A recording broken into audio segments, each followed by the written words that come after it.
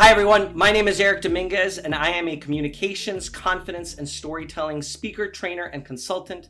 I equip teams and individuals to communicate and speak with power, confidence, and a heck of a lot of fun. Did I just say fun?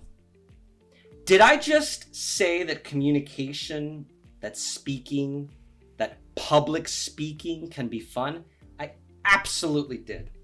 But Eric, you might say, hold on. It can't be fun. You don't know what it's like. You don't know what my speaking anxiety does to me. Well, actually, YouTube viewer, I do. Not only have I studied speaking anxiety for the last 25 years, but I experience it every single time I speak. Yes, including right now.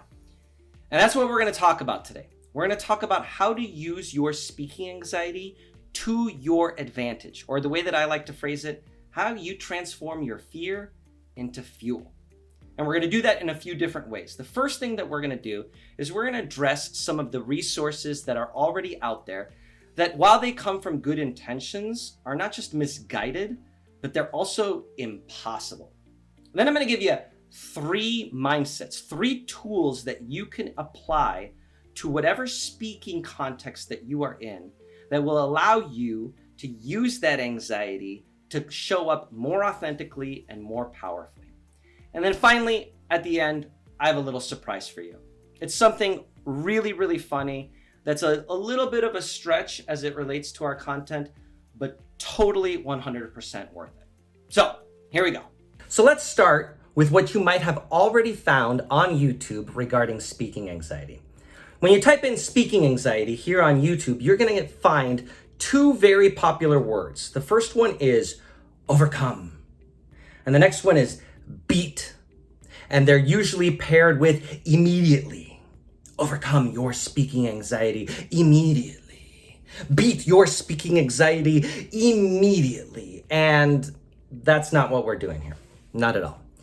Because the reality is that we cannot actually overcome or beat our speaking anxiety. It is biologically impossible. And here's why. As humans were evolving, we automatically saw communication and interaction as high stakes and dangerous. If I said the wrong thing, it could cut me off from resources that I needed for myself and for my tribe. It could cut me out of the tribe, and it could get me killed immediately, but actually immediately. And so we haven't evolved past that. We haven't understood that when we are giving a speech or we're having a conversation, that it's not an immediate threat to our actual life. We will always go into fight, flight, or freeze mode. But Eric, you might say, I know a guy who says that he never gets nervous when he speaks, and he's actually pretty good. What do you have to say about that? Well, YouTube viewer, I have a lot to say about that. Fight, flight, or freeze looks different for different people. For the individuals that you're speaking about, 99% of the time, those are the individuals that don't prepare. It's a way that their brain is flying, it is fleeing from the situation.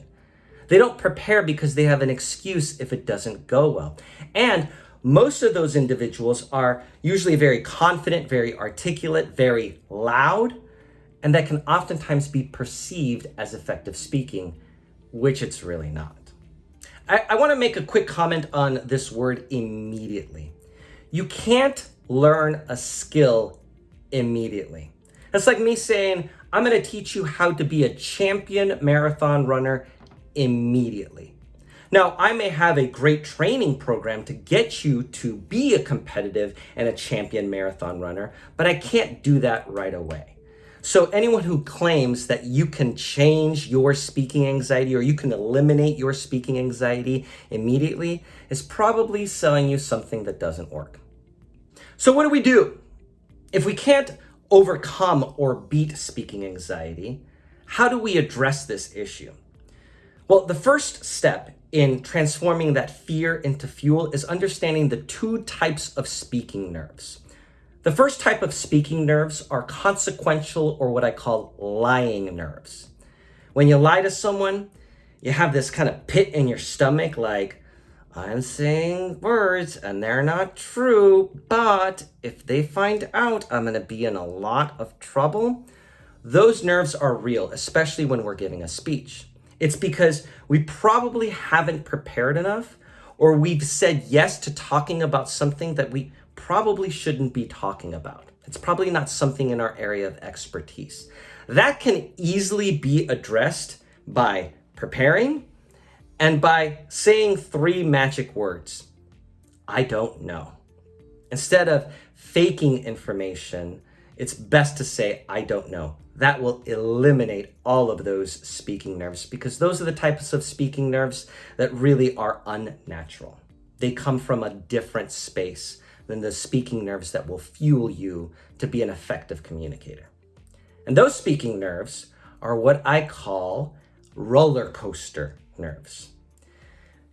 If you're not a roller coaster fan, just play along with me. Pretend like you really are. When you're in line for a roller coaster, you're thinking, oh my gosh, this is going to be so exciting, but it's going to be really scary, but it's going to be super exciting, but it's going to be really scary, but it's going to be super exciting. That is what public speaking should always feel like. There should always feel this, you should always feel this bit of nerves, this bit of anxiety, this bit of apprehension, but also this excitement to step into that space and impact and inform and educate and entertain your audience to the best of your abilities. So now I want to teach you 3 mindsets that will really help you transform those fears into fuel. The first mindset is to trust the process. This January, I was fortunate enough to travel to Costa Rica, and we participated in ziplining. Now, I'm not a big fan of heights, especially those types of heights. So I was really, really apprehensive. I really didn't want to do it, but it was something that we had already committed to. And while I was nervous, while I was a little bit scared, I also trusted the equipment. And I trusted the guides, who were absolutely awesome. And regardless of the situation, it was still very, very physically scary. And that's what it feels like when we have high anxiety when we're speaking in front of others, is it feels really crippling. But when we trust ourselves and we trust our audience, that we have ourselves and our audience has our back, that most audiences are willing to receive, to forgive, to embrace everything that you have to say, as long as you're being authentic, that is the release of stress and anxiety. That is the way that we transform those anxiety, those nerves, into fuel to communicate exactly what you want to communicate. The second mindset is one of my favorite phrases, which is perfection is a lose-lose game. Anytime that you expect someone to be perfect, anytime that you expect yourself to be perfect, you're always going to lose, especially in a public speaking setting. You're never going to deliver the perfect speech. I never want to deliver the perfect speech, because if I happen to be perfect, that means that I'm blind to my audience's needs, and it also means that I have to be perfect all of the time. Be okay with mistakes. Be okay with mistakes in content. Be okay with mistakes in delivery. Be okay with mistakes and misinterpretations that happen within your audience. It's going to be 100% natural. Here's the key.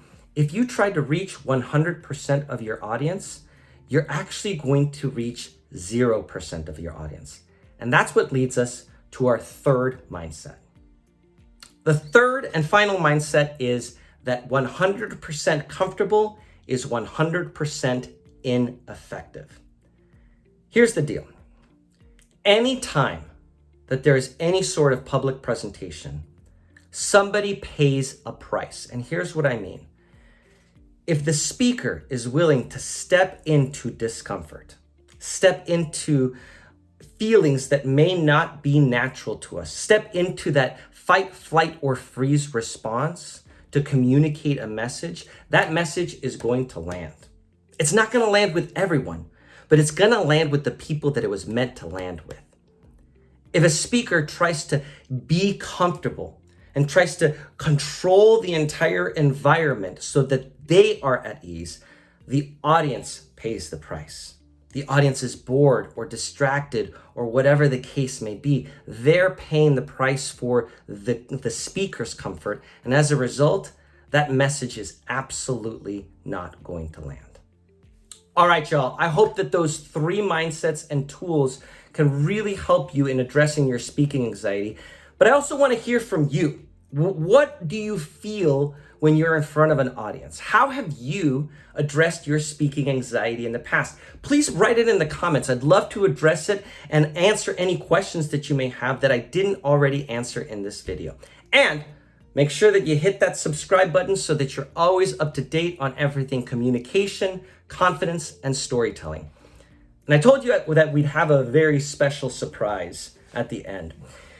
At the very end of my zip lining experience in Costa Rica, you didn't zip down to the ground floor. You actually had to leap off of this platform. Now, you were geared up. It was a suspension harness. And let me tell you, it was one of the most terrifying things I had to convince my brain of. Again, I trusted the material. I trusted the instructors. I trusted the structure. But I didn't trust myself to jump off what seemed to be a 2-story building.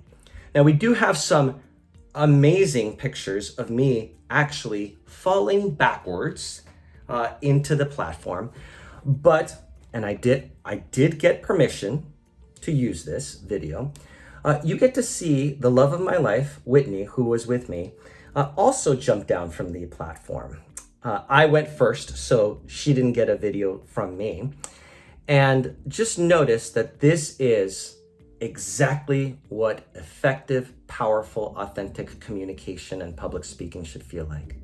Completely nerve-wracking. You take the leap.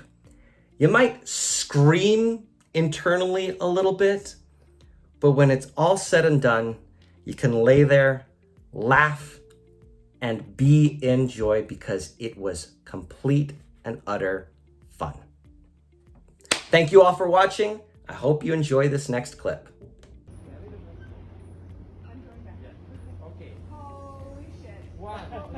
Come on, you got it. Okay, 1, 2, 3, jump back.